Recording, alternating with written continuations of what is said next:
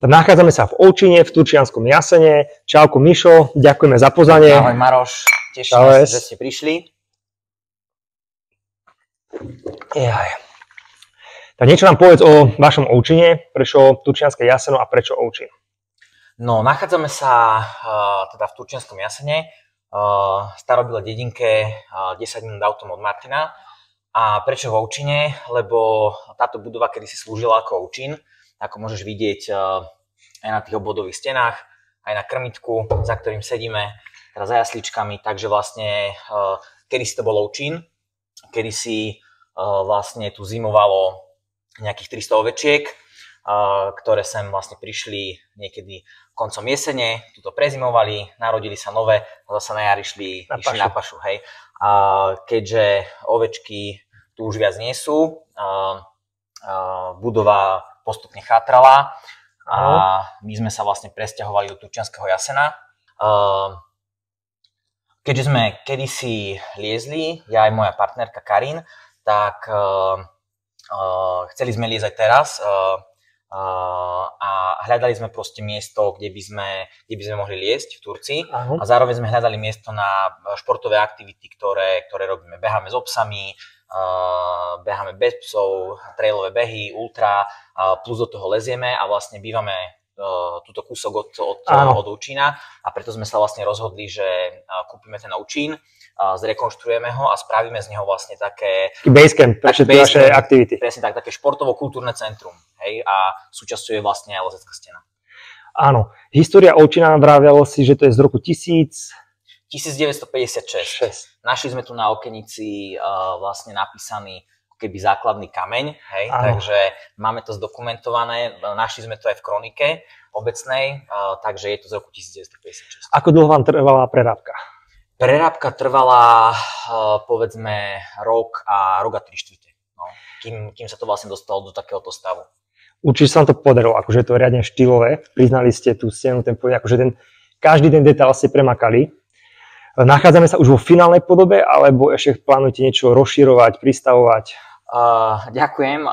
Pohrali sme sa aj s interiérom, teda snažili sme sa, aby vlastne každá tehla alebo každá proste časť tej starej budovy Ovčína, ktorú sme rozobrali, tak aby sme ju proste nejako vrátili naspäť. Hej, to znamená, že tieto stoly sú spravené vlastne z krovu pôvodného, ktorý sa musel dať dole, lebo už vlastne nevyhovoval staticky. Takisto vlastne aj ten stôl, je, ako som povedal, krmitko, hej, z ktorého papali ovečky. Pôvodné sú vlastne tie obvodové múry. Áno. A čo sa týka vlastne budovy samotnej, tak momentálne sme sprevádzkovali polovicu budovy, kde je tá lezecká stena a bistro. A do budúcna by sme radi vlastne ešte v tej druhej polovici spravili nejaké ubytovanie a plus nejakú takú multifunkčnú miestnosť na nejaké oslavy, semináre, koncertíky. A je tam ešte možnosť rozšírenia toho lezeckej steny. Jasné, že bodor sa bude trošku zväčšovať. Áno.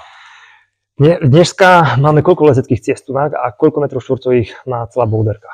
Takže boulderovka má 200 m štvorcových. Tam je vlastne veľká boulderovka, kde je nejakých 28-30 boulderov postavených podľa toho, ako sa postavia. A plus máme vlastne ešte detskú lezeckú stenu a máme ešte kilter. Áno, na druhom poschodí. Na poschodí, tak. Ako často meníte cesty? Cesty meníme vlastne raz za mesiac, tak sme zatiaľ nastavení. Aj vlastne feedback od ľudí, že sem chodia liesť, tak cca ten mesiac vlastne je taká dobrá doba, že hej, oblezieš to, prídeš, natrenuješ a akurát keď všetky máš vylezené, sa to zmení. Kto ti robí cesty? Cesty stavia Roboluby, čo je vlastne majster Slovenska v boulderingu. A plus vlastne nerobí to sám, zvykne si proste zavolať nejakých kamarátov, lescov. Pomocníkov, jasné. Hej, takže vlastne... Nech sa to trošku obmienia. Tak. V apríli vlastne teraz tu bol s ním Peťo Kuric, čo je vlastne aktuálny majster Slovenska tiež. Aj reprezentant. Áno. Takže sme veľmi radi, že vlastne sa nám darí pozývať takýchto zaujímavých ľudí a vlastne oni pripravujú cesty teda pre lescov. Áno, každý má vlastne ten lezec asi svoj podpis, jeho ako nejaké zmýšľanie. O tých cestách trošku to inakšie, tie prvky tam každý ten stavač vlastne má taký svoj signature a vlastne zameriava sa na iné detaily tých ciest. Takže je určite dobré, že je tam aj nejaká taká varieta v rámci toho postavenia tých ciest. Otvorení ste presne mesiac a pár dní. Tak, mesiac a už teraz to bude mesiac za nejaký týždeň. Áno. Prvý deň vlastne boli aj preteky. To bola otváračka Oučinu. Áno, vlastne otváračka bola koncipovaná cez víkend s tým, že v sobotu sme spravili preteky pre lescov, áno, pre profíkov a boli sme veľmi radi, že prišlo 40-47 proste lescov z celého Slovenska. Na otváračku. Áno, na to, že to bola otváračka, vlastne úplne nová stena, tak sme boli veľmi radi, že prišli lesci chalani z Bystrice, z Nitry, z Bratislavy sme tu mali proste mladé leskyne, ktoré lezú slovenský pohár, takže boli sme veľmi radi, že to malo aj super športovú úroveň. Kvalifikácie nejakých 30 ciest, kde sa zbierali nejaké body? Áno, presne tak. Takže vlastne najskôr sa liezla kvalifikácia, 30 ciest a na základe toho vlastne najlepších 8 postúpilo do finále. Pred finále sme mali takú menšiu pauzičku, kde sme vlastne zhodili dole tie kvalifikačné cesty a postavili sa vlastne 4 finálové bouldere. Tak ako to má byť, na vysokej úrovni. Presne tak, mali sme časomieru, každý boulder mal rozhodcu, takže atmosféra bola vypätá a počas toho finále tu bolo cez 100 ľudí, pozbudzovalo sa, takže zimomriavky. Super. Si nečakal, že to vyletí tak na prvý deň? To sme nečakali, ale informácia o otvorení Oučina sa rozšírila v rámci komunity a boli sme veľmi radi, teda, že toľko ľudí si našlo cestu ku nám do Oučina. Následne afterka do 3 rána? Áno, následne afterka, tancovalo sa dlho a vlastne bola možnosť prespať u nás na Žinenkách. Super. Takže na druhý deň ráno sme si tuto uvarili kávičku dobrú, dali sme si raňajky a išlo sa. A išlo sa ďalej, pretože vlastne v nedeľu potom bola otváračka pre verejnosť a v nedeľu vlastne sme otvorili dvere potom pre širokú verejnosť a vlastne ľudia už mohli liesť potom. Naspäť sme postavili tie cesty z kvalifikácie a teda veľká účasť aj v nedeľu. Mohol si už každý prísť vyskúšať, pozrieť sa na Oučin. Aké máte otváracie hodiny? Čo sa týka otváracích hodín, tak vlastne zatiaľ sme nastavení tak, že v týždni sme otvorení od útorka do piatku v pracovnom týždni od nejakej 13. do 8. V nedeľ, cez víkend je to vlastne od 10. do 8. Ale sú to vlastne iba také testovacie hodiny, hej, že chceme aj počas leta byť otvorení dlhšie, piatok, sobotu, proste do nejakej 10. aby ľudia si tu mohli posedieť. Nejakí cyklisti, čo pôjdu okolo. Áno, aj vlastne, čo sme už teraz videli, boli pekné víkendy, takže vlastne tým, že Oučin leží na turčianskej ceste SMP, tak sa tady to premierí strašne veľa cyklistov, motorkárov, turistov, takže pozícia je perfektná. Pozícia je super a keď je proste pekný deň, tak musíme vyniesť všetok mobiliár vonku, pretože všetci chcú sedieť vonku, na slniečku, piť pivko, dať si kávu. Takže určite pozývame aj teda cyklistov a návštevníkov Turca, aby sa zastavili. Nejaké otváracie hodiny mimo tých stanovených? Áno, dá sa tým, že vlastne bývame kúsok od Oučina, tak nie je problém, keď proste príde väčšia skupina ľudí liesť, dá sa zavolať a pokiaľ sme tu, tak nie je problém otvoriť boldrovku aj mimo otvárací. Takže sa dá dohodnúť. Určite, budeme radi, keď ľudia si prídu zaliesť. Keď sem prídem prvýkrát, nikdy som v živote neliezol. Mám takú možnosť? Áno, máme veľa takých klientov, tým, že vlastne v Turcii doteraz nebola žiadna boldrovka alebo žiadna lezecká stena verejne prístupná, takže vlastne veľa ľudí príde prvýkrát, prídu vlastne na bar, recepčný alebo recepčná vlastne zaregistrujú toho človeka, vysvetlia zásady bezpečnosti a ten človek, pokiaľ nemá vlastné lesky, tak môže si požičať v našej požičovni. Je aj možnosť kúpiť si lesky a vlastne potom ten človek môže ísť liesť. Hej. Ak by potreboval, tak dá sa vybaviť aj hodina s inštruktorom. To odporúčame dopredu proste zavolať si alebo napísať mail. Na vašej stránke, áno. Na Facebooku predpokladám, že všetky informácie. Máme web oučin.sk, takisto nás nájdete vlastne na Facebooku a na Instagrame, takže nie je problém, odpovedáme cez všetky sociálne siete. Tento týždeň začal detský krúžok fungovať. Ešte iba začne, lebo je to od stredy. Aha, áno, takže vlastne mali sme už také testovačky, že s deťmi proste sme liezli, boli tu nejaké športové kluby loziť a tak, takže vlastne začíname my teraz vlastne vlastný klub alebo vlastný krúžok lezecký, takže určite pozývam decka z okolia, bližšie aj širokého, aby proste prišli a máme super inštruktorku leskyňu Maťu, takže tá sa im bude venovať a určite je to výborná aktivita.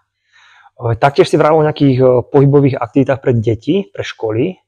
Áno, snažíme sa vlastne spolupracovať aj so školami v rámci Martina a v rámci teda okolia, s tým, že vlastne vieme im ponúknuť hodinu telesnej výchovy na Boldrovke, alebo si sem môžu prísť a spraviť proste koncoročný výlet, hej, takže už sme tu mali také školy, úplne tretiaci na prvom stupni, není problém, akože decka si zalezú, užili si tu proste hodinu, mali super čas, takže veľmi sa im to páčilo a určite chceme vlastne takto spopularizovať aj to lezenie. Áno, detské aktivity. Plánujete aj detské tábory?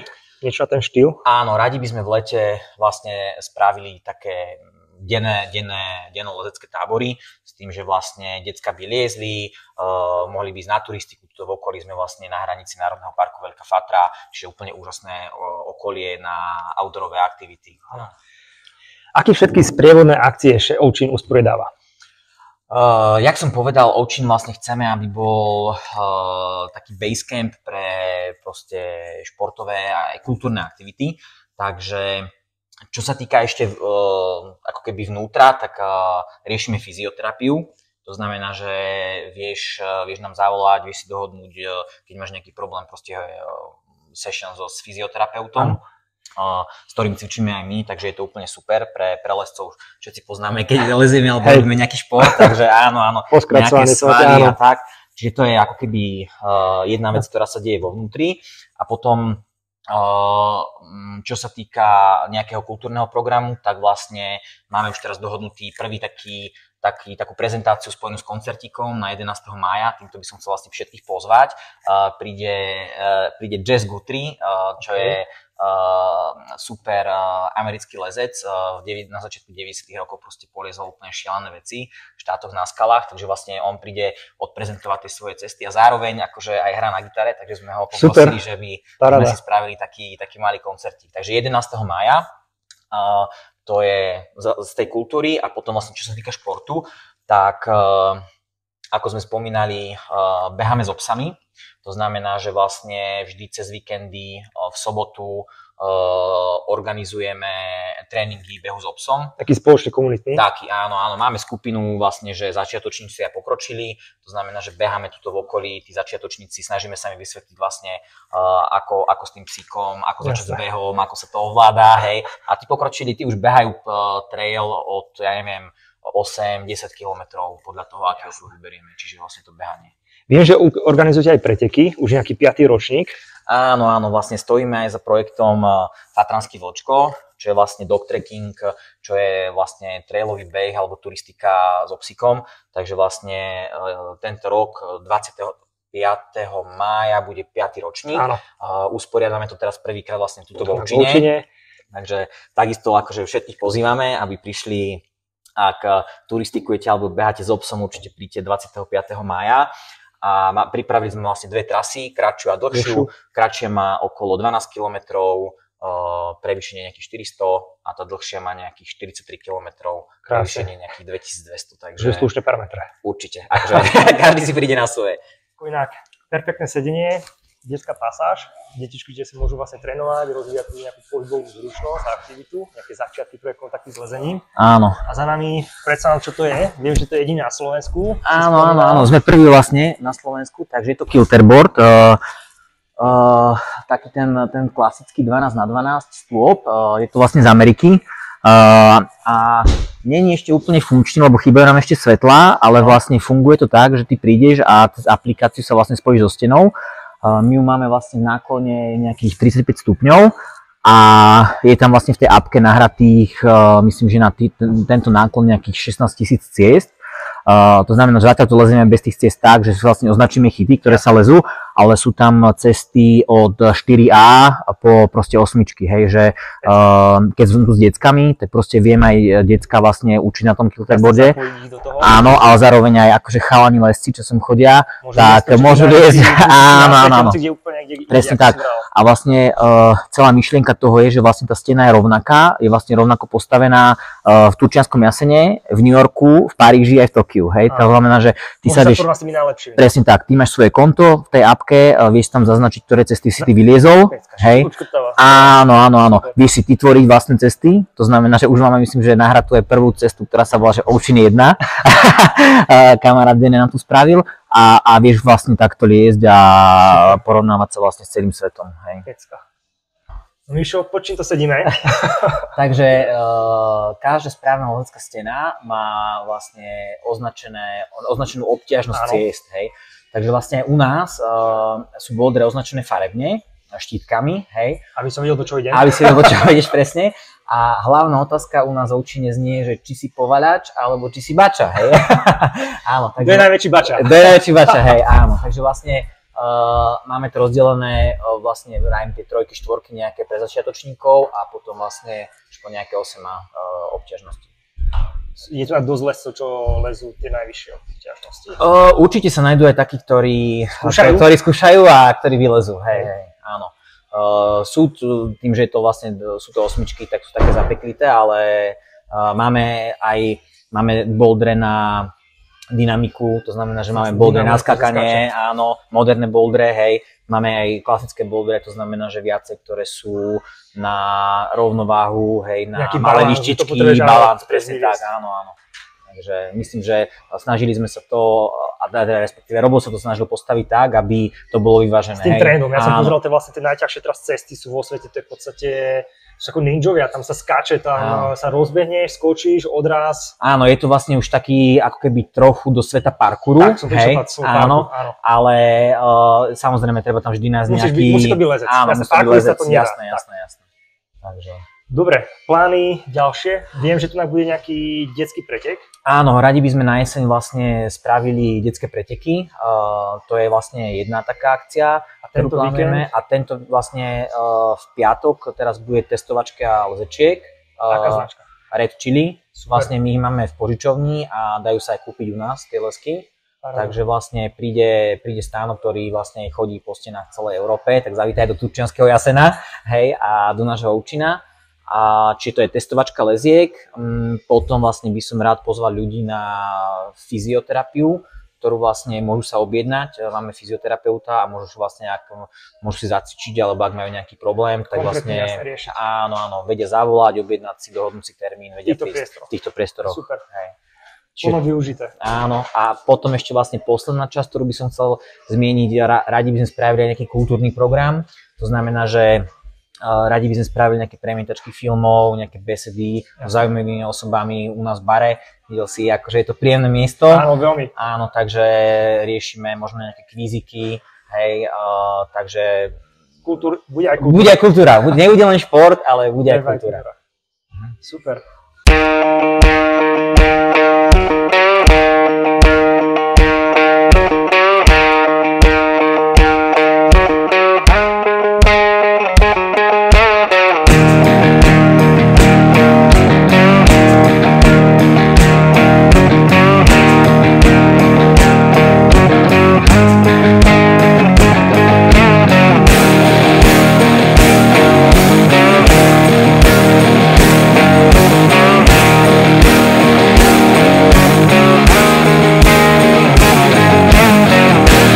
Čaute, že odkiaľ ste, ako sem často chodíte a ako sa vám tu páči?